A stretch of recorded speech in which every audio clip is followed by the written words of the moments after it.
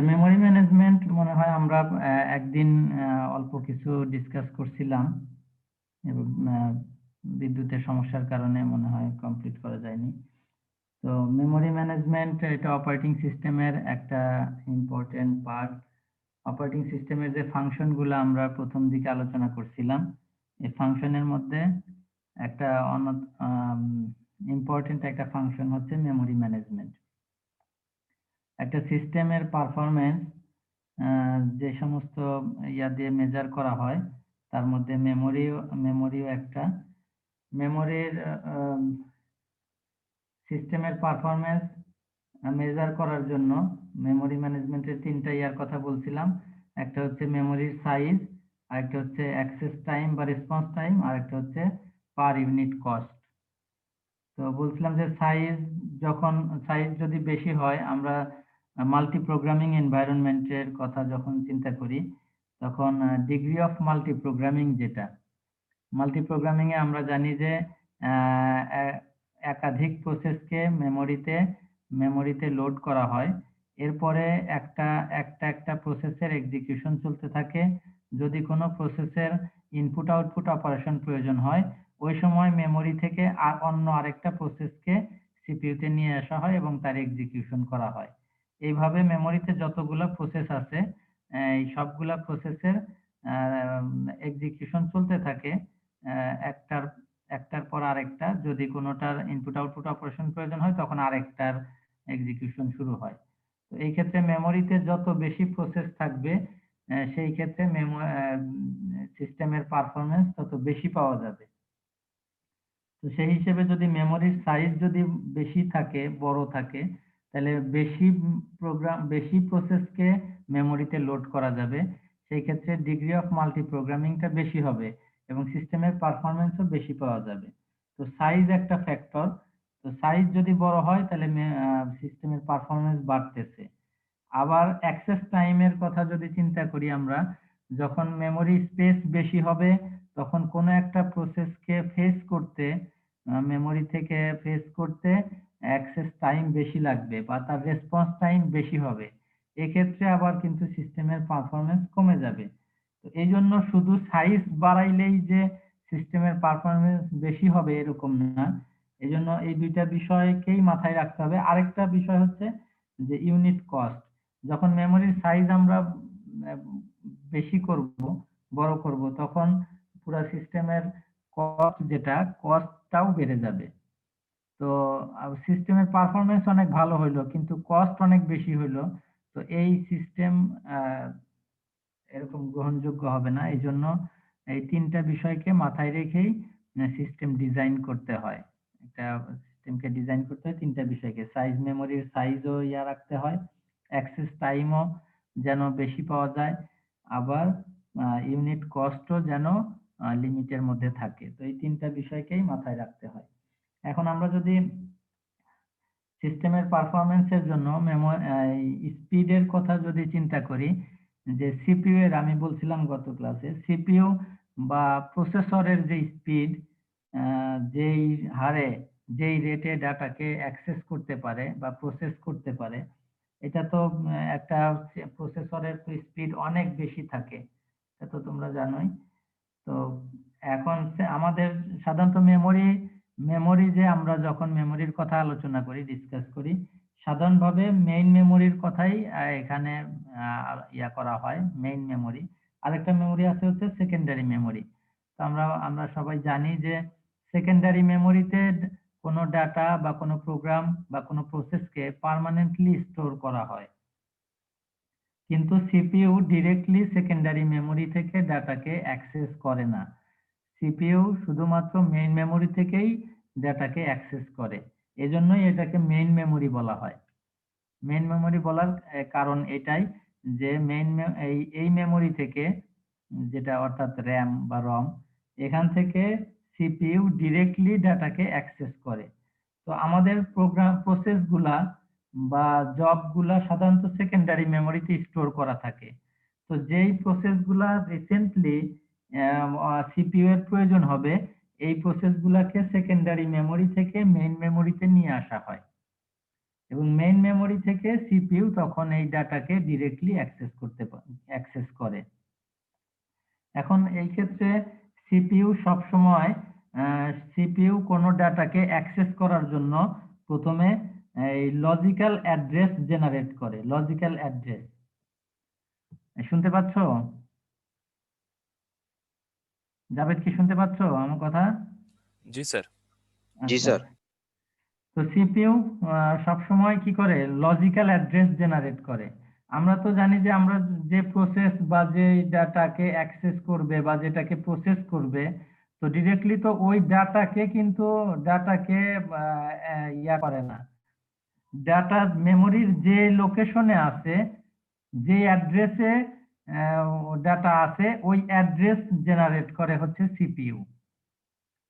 এখন লজিক্যাল অ্যাড্রেসটা হচ্ছে সেকেন্ডারি মেমোরির অ্যাড্রেস, কিন্তু সিপিইউ অ্যাক্সেস করবে তো মেইন মেমোরি থেকে। মেইন মেমোরির যে অ্যাড্রেস সেটা হচ্ছে ফিজিক্যাল অ্যাড্রেস। তো সিপিইউ সবসময় লজিক্যাল অ্যাড্রেস জেনারেট করে। তো এখন এই লজিক্যাল অ্যাড্রেস থেকে ফিজিক্যাল অ্যাড্রেসে কনভার্ট করা বা ট্রান্সলেট করা, এটাও অপারেটিং সিস্টেমের একটা ফাংশন। অপারেটিং সিস্টেমে এই কাজটা করে যে যে যে লজিক্যাল অ্যাড্রেসটা সিপিইউ জেনারেট করছে, এই লজিক্যাল অ্যাড্রেসকে ফিজিক্যাল অ্যাড্রেসে ট্রান্সলেট করা। তো ফিজিক্যাল অ্যাড্রেসে যখন ট্রান্সলেট হয়, তখন ওই ফিজিক্যাল অ্যাড্রেস অনুযায়ী মেইন মেমোরি থেকে ওই ডাটাকে ফেচ করে সিপিইউ ওই ডাটাকে প্রসেস করতে পারে। তো এখন আমাদের যে মেমোরির যে স্পিড, আমাদের সেকেন্ডারি মেমোরির স্পিড অনেক কম থাকে, অনেক কম। বা আমাদের ইনপুট আউটপুট যে সমস্ত ডিভাইস আছে, এই সমস্ত ডিভাইসেরও এরকম স্পিড অনেক কম থাকে সিপিইউ এর তুলনায় বা প্রসেসরের তুলনায়। প্রসেসর যেই রেটে ডাটাকে প্রসেস করতে পারে, সেকেন্ডারি মেমোরি বা ইনপুট আউটপুট ডিভাইসগুলা ওই রেটে ডাটাকে ইনপুট করতে পারে না, অনেক কম থাকে, স্পিডের অনেক ভেরিয়েশন থাকে। তো যার কারণে এই যে স্পিডের যে মিসম্যাচ হয়, অর্থাৎ এই যে ভেরিয়েশন তৈরি হয়, তো এই ক্ষেত্রে সিপিইউ এর যে আইডল টাইমটা বেড়ে যায় এবং সিস্টেমের পারফরমেন্স অনেক কমে যায়। সেকেন্ডারি মেমোরির তুলনায় মেইন মেমোরির বৈশিষ্ট্য হচ্ছে মেইন মেমোরি সেকেন্ডারি মেমোরির তুলনায় স্পেস অনেক কম থাকে, কিন্তু স্পিড সেকেন্ডারি মেমোরির তুলনায় অনেক বেশি থাকে। এরপরেও তুলনামূলকভাবে সিপিইউর চাইতে মেইন মেমোরির স্পিড অনেক কম থাকে। তো মেইন মেমোরি থেকে যখন কোনো ডাটাকে ফেচ করে বা কোনো ডাটাকে প্রসেস করা হয়, তো মেইন মেমোরির স্পিডের সাথে সিপিইউ এর স্পিডের অনেক ভেরিয়েশন থাকে, অনেক ভেরিয়েশন। সিপিইউ এর সাথে আবার কিছু সিপিইউ রেজিস্টার আছে, যেখানে কোনো ডাটা প্রসেস করা অবস্থায় কোনো ডাটাকে খুবই শর্ট টাইমের জন্য স্টোর করা হয় রেজিস্টার গুলাতে। এই রেজিস্টার গুলারও স্পিড সিপিইউ এর কাছাকাছি হয়, কিন্তু মেইন মেমোরির স্পিড সিপিইউ এর স্পিডের চাইতে অনেক কম থাকে। তো যার কারণে এখানে স্পিডের মিসম্যাচ হয়। এই প্রবলেমকে সলভ করার জন্য এক্সট্রা আরো বিভিন্ন ধরনের মেমোরি ইউজ করা হয়, অ্যাসোসিয়েট মেমোরি ইউজ করা হয়। এর মধ্যে একটা হচ্ছে cache memory. Cache memory use করা হয় মেইন মেমোরি এবং সিপিইউ এর মাঝে ক্যাশ মেমোরি ইউজ করা হয়। ক্যাশ মেমোরির বৈশিষ্ট্য হচ্ছে ক্যাশ মেমোরি আবার মেইন মেমোরির তুলনায় স্পেস অনেক কম থাকে, কিন্তু মেইন মেমোরির চাইতে স্পিড অনেক বেশি হয়। তো এই ক্ষেত্রে কি হয়, সিপিইউ তো ডিরেক্টলি মেইন মেমোরি থেকে অ্যাক্সেস করত, তো এখন মেইন মেমোরি থেকে ডিরেক্টলি অ্যাক্সেস না করে ভায়া ক্যাশ মেমোরি হয়ে ওই ডাটাকে অ্যাক্সেস করে। তো মেইন মেমোরিতে যে ডাটাগুলা থাকে, এই ডাটার মধ্যেও আবার যে ডাটা এখনই সিপিইউ এর প্রয়োজন হবে, এখান থেকে কিছু ডাটা ক্যাশ মেমোরিতে নিয়ে আসা হয়। এরপর ক্যাশ মেমোরিতে সিপিইউ প্রথমে ক্যাশে রিকোয়েস্ট পাঠায়। যদি ওই ডাটাকে ক্যাশে পাওয়া যায়, তাহলে ক্যাশ থেকে সেটাকে অ্যাক্সেস করে। আর যদি ক্যাশে না পাওয়া যায়, তো তখন আবার মেইন মেমোরি থেকে ক্যাশ মেমোরিতে ওই ডাটাকে নিয়ে আসা হয়। তো যখন কোনো ডাটার জন্য যখন ক্যাশ মেমোরিতে রিকোয়েস্ট করার পর যদি ওই ডাটাকে ক্যাশে পেয়ে যায়, এটাকে বলে ক্যাশ হিট। আর যদি যে ডাটা রিকোয়েস্ট করলো যে ডাটার জন্য ওই ডাটা যদি ক্যাশে ওই সময় অ্যাভেলেবল না থাকে এটাকে বলা হয় ক্যাশ মিস। এবং এই যে রিকোয়েস্ট করা এবং ক্যাশ হিট হওয়া অর্থাৎ ওই ডাটাকে ক্যাশ মেমোরিতে পাওয়া এটার যে রেশিও এটাকে হিট রেশিও বলা হয়। তো ক্যাশ মেমোরিটা ইউজ করা হচ্ছে মেইন মেমোরি এবং সিপিইউ এর যে স্পিডের ভেরিয়েশন এই ভেরিয়েশনটা দূর করার জন্য। যেহেতু মেইন মেমোরির স্পিড সিপিইউ এর চাইতে অনেক কম থাকে এজন্য মাঝখানে একটু বেশি স্পিডের একটা মেমোরি অর্থাৎ ক্যাশ মেমোরি ইউজ করা হয়। এবং ক্যাশ মেমোরির বৈশিষ্ট্য হচ্ছে এর ক্যাশ মেমোরির স্পেস কম থাকে কিন্তু স্পিড অনেক বেশি থাকে। তো এখানে একটা কোশ্চেন থেকে যায় এখানে যে ক্যাশ মেমোরি তো আহ, যেহেতু স্পিড বেশি তো আমরা এর স্পেস যদি আরো বাড়াই তো সেই ক্ষেত্রে তো সিস্টেমের পারফরমেন্স অনেক বেশি হবে। তো এখানে আরেকটা বিষয় লক্ষণীয় যেটা আগেই বলছি যে কস্ট যেটা ক্যাশ মেমোরি স্পেস কম থাকে এবং এর তিনটা বৈশিষ্ট্য মাথায় রাখতে হবে। একটা হচ্ছে স্পেস কম থাকে, স্পিড অনেক বেশি থাকে এবং এটা অনেক কস্টলি। তো যদি এটার স্পেস বাড়ানো হয় ক্যাশ মেমোরি বাড়ানো হয় সেক্ষেত্রে এটার কস্ট অনেক বেড়ে যাবে। এজন্য কস্ট ইফেক্টিভ করার জন্য ক্যাশ মেমোরির স্পেস কম রাখা হয় বা এটা সাইজে ছোট হয়। এটা কিন্তু অনেক সময় কোশ্চেন করে যে ক্যাশ মেমোরি আকারে কেন ছোট হয়। তো এটার সহজ অ্যান্সার হচ্ছে যে কস্ট ইফেক্টিভ করার জন্য। অর্থাৎ যদি এটাকে ক্যাশ মেমোরি যদি বেশি বেশি করা হয় অনেক বেশি সেই ক্ষেত্রে সিস্টেমের কস্ট অনেক বেড়ে যাবে। তো এই কস্ট ইয়ার মধ্যে রাখার জন্য এটার স্পেস কম থাকে। তো এই হচ্ছে মোটামুটি। আর যদি সিপিইউ যখন কোনো ডাটাকে অ্যাক্সেস করার জন্য প্রথমে রিকোয়েস্ট পাঠায় ক্যাশে, যদি যে ডাটার জন্য রিকোয়েস্ট করলো সেই ডাটা যদি ক্যাশে থাকে তো এটাকে বলা হয় ক্যাশ হিট।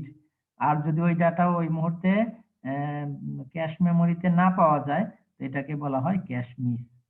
তো এই এই কয়েকটা জাস্ট পয়েন্ট শুধু মনে রাখলে চলবে।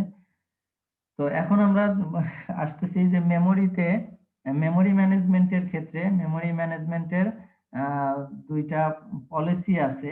মেমোরি ম্যানেজমেন্টের ক্ষেত্রে আমরা জানি যে সিপিইউ তে আমাদের যে সিস্টেমে যে মেমোরি থাকে মেমোরির একটা অংশ, মেমোরি বলতে আমরা এখানে মেইন মেমোরির কথা বলতেছি। মেমোরির কিছু অংশ এটা ফিক্সড থাকে হচ্ছে অপারেটিং সিস্টেমের জন্য। আর বাকি অংশটুকু এটুকু হচ্ছে আমরা এর আগেও এটা আমরা দেখছি বাকিটুকু হচ্ছে ইউজার প্রোগ্রামের জন্য।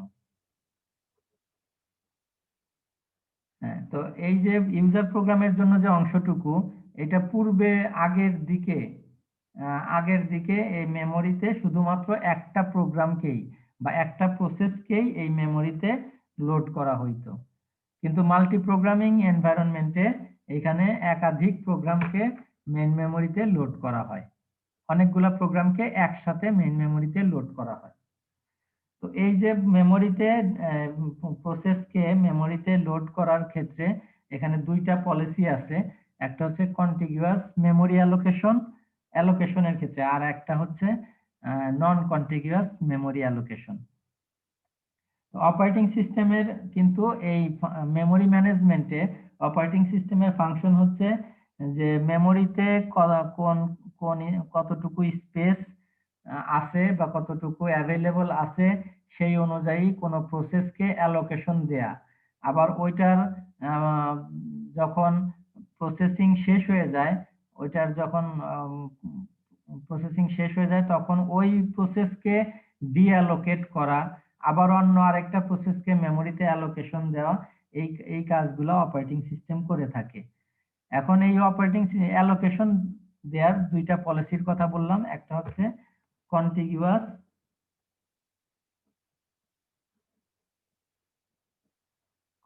মেমোরি অ্যালোকেশন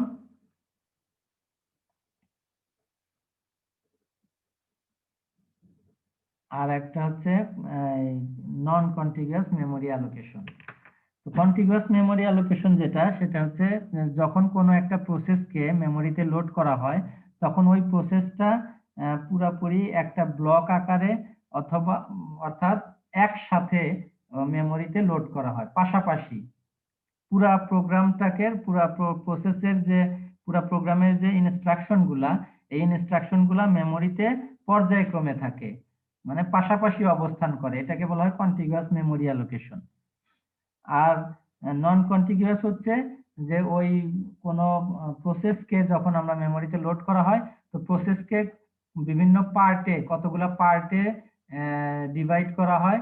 তারপর সেই পার্টগুলাকে মেমোরির বিভিন্ন অংশে ওটাকে লোড করা হয়।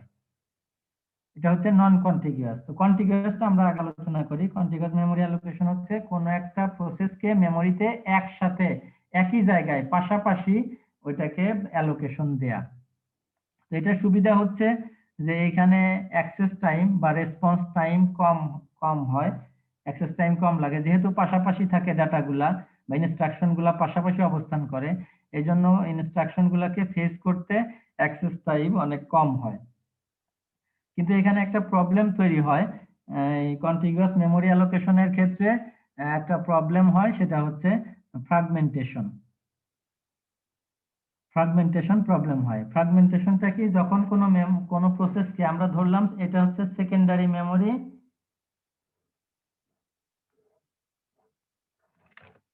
যাবে দেখতে পাচ্ছ? জি স্যার। সেকেন্ডারি মেমোরি, আর এটা ধরে নিলাম আমরা মেইন মেমোরি। তো সেকেন্ডারি মেমোরিতে তো অনেক প্রসেস এখানে স্টোর করা থাকে। তো সেকেন্ডারি মেমোরি থেকে কি করা হয়, এই কোনো একটা প্রসেসকে মেইন মেমোরিতে লোড করা হয়। তো এইখান থেকে এটার যে টেকনিক বললাম, প্রথমে সিপিইউ লজিক্যাল অ্যাড্রেস জেনারেট করে ওই প্রসেসের জন্য। এই লজিক্যাল অ্যাড্রেসকে অপারেটিং সিস্টেম ট্রান্সলেট করে ফিজিক্যাল অ্যাড্রেসে। ফিজিক্যাল অ্যাড্রেস মানে হচ্ছে মেইন মেমোরির অ্যাড্রেস। তো তার মানে এই প্রসেসটা যখন এখান থেকে যখন মেইন মেমোরিতে এটাকে অ্যালোকেশন দেয়া হয়, অর্থাৎ এখানে নিয়ে আসা হয়, তখন এইখানে যে অবস্থান করতেছে প্রসেসটা, এই প্রসেসের যে অ্যাড্রেস এটা হচ্ছে ফিজিক্যাল অ্যাড্রেস। তো অপারেটিং সিস্টেম কি করে, এই লজিক্যাল অ্যাড্রেসটাকে ফিজিক্যাল অ্যাড্রেসে ট্রান্সলেট করে। এই টেকনিক আমরা পরে দেখব, পেজিং এর ক্ষেত্রে আমরা লজিক্যাল অ্যাড্রেসকে ফিজিক্যাল অ্যাড্রেসে কিভাবে ট্রান্সলেট করে ওইটা পরে পেজিং এর মধ্যে দেখব আমরা। তো এখন এই কন্টিগুয়াস মেমোরি অ্যালোকেশন হচ্ছে যে যেই প্রসেসটাকে আমরা মেমোরিতে লোড করা হচ্ছে, এই প্রসেসটা পাশাপাশি থাকবে, কন্টিগুয়াস ফ্যাশনে থাকবে।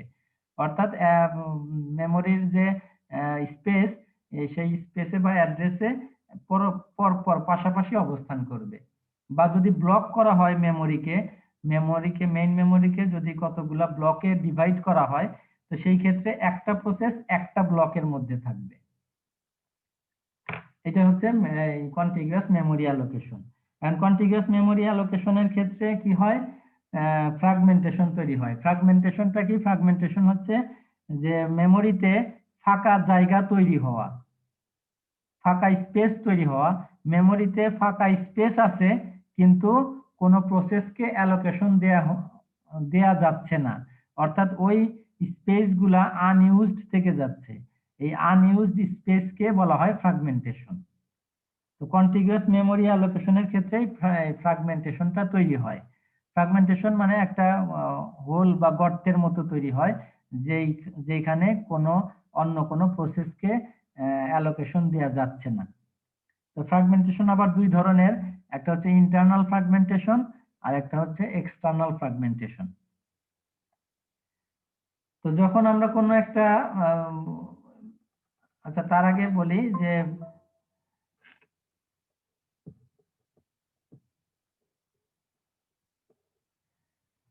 তো কন্টিগুয়াস মেমোরি অ্যালোকেশনের ক্ষেত্রে এখানে আবার দুইটা টেকনিক আছে।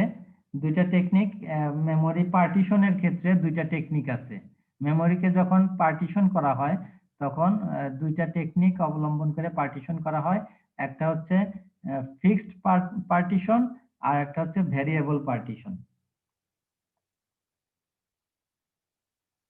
দুইটা। তো ফিক্সড পার্টিশন যেটা, সেটা হচ্ছে এই যে মেইন মেমোরির যে স্পেসটুকু যেটা ইউজার প্রোগ্রামের জন্য আছে, এই মেমোরির স্পেসকে কতগুলা ফিক্সড পার্টিশনে ডিভাইড করা হয়। ধরলাম এখানে যদি টোটাল স্পেস যদি থাকে, ধরে নিলাম এখানে যে 100 কেবি এখানে স্পেস আছে, তো এটাকে এরকম 5টা পার্টিশনে এটাকে ডিভাইড করা হলো। এটা হচ্ছে ফিক্সড পার্টিশন। 5টা পার্টিশনে এখানে পার্টিশন করা হয়েছে, মেমোরিকে 5টা পার্টিশন করা হয়েছে। এই পার্টিশনের সাইজটা সবগুলা সেমও থাকতে পারে, আবার কম বেশিও হইতে পারে। দুই রকমই আছে। তো এখানে যে পার্টিশন করা হবে, পার্টিশনগুলা প্রত্যেকটা পার্টিশনে একটা করে প্রসেস এখানে লোড করা হবে। একটা পার্টিশনে শুধুমাত্র একটা প্রসেসই থাকতে পারবে, একের অধিক প্রসেস একটা পার্টিশনে লোড করা যাবে না। তো এই ক্ষেত্রে যেটা হয়, ধরলাম আমাদের এখানে ধরে নিলাম যে এই 5টা ব্লকে বা 5টা পার্টিশন করা হয়েছে মেমোরিকে, ধরলাম যে প্রতিটা ধরলাম যে 20 কেবি করে প্রতিটা আছে। এখন আমাদের যদি একটা প্রসেস থাকে, ধরলাম P1 P2 P3 এরকম সেকেন্ডারি মেমোরিতে এরকম অনেক প্রসেস আছে, P1 P2 P3। তো P1 এর সাইজ ধরে নিলাম 15 কিলোবাইট, P2 25 কিলোবাইট, P3 ধরে নিলাম 18 কিলোবাইট। এখন P1 কে যখন আমরা অ্যালোকেশন দিব, P1 কে অ্যালোকেশন দেওয়ার ক্ষেত্রে আমরা ধরে নিলাম যে প্রথম পার্টিশনেই এটাকে অ্যালোকেশন দেয়া হইলো। তাহলে প্রত্যেকটা পার্টিশনের সাইজ আমি প্রথমেই বলছিলাম কত? জাভেদ শুনতে পাচ্ছ? জি স্যার। প্রতিটা পার্টিশন মনে করো 20 কিলোবাইট করে আছে। এখন এখানে যে প্রসেসগুলা সেকেন্ডারি মেমোরিতে আছে, তার মধ্যে P1 প্রসেসের সাইজ হচ্ছে 15 কিলোবাইট। এখন P1 কে সেকেন্ডারি মেমোরি থেকে মেইন মেমোরিতে লোড করা হবে। তো ধরে নিলাম যে প্রথম পার্টিশন যেটা আছে সেখানেই লোড করা হবে। তাহলে প্রথম পার্টিশনের সাইজটা হচ্ছে 20 কিলোবাইট, আর প্রসেসের সাইজ কত?